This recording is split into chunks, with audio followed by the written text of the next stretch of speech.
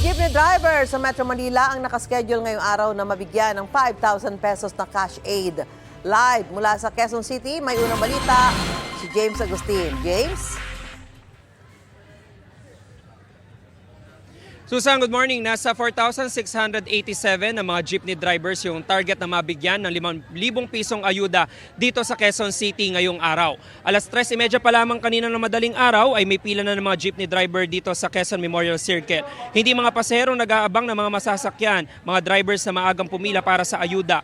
Balak din daw nilang pumasada mamaya. Malaking bagay raw na makakuha muna ng ayuda dahil sa diesel na lang nila napupunta ang malaking porsyento ng kanilang kita sa pamamasada. Mayroon din nagpaalam sa kanilang operator na hindi babiyahe ngayong araw. Lahat na raw ng diskarte ng pagtitipid ginawa na nila pero kapos pa rin ang kinikita. Ang ilan huminto na muna sa pamamasada dahil sa taas ng presyo ng diesel. Umahanap na muna sila ng iba mapagkakakitaan. Dati ang normal na kinikita po namin sa maghapon, kung hindi 800, 700, magkaiko uwi na kami.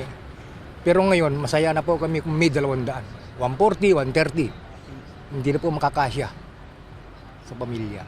Bali, ang krudo ko kahapon, 2,145. Nagpapasalamat ako sa ating gobyerno kahit papaano may tulong sa atin. Pero kung tutuusin naman po, talaga naman pong kulang yan.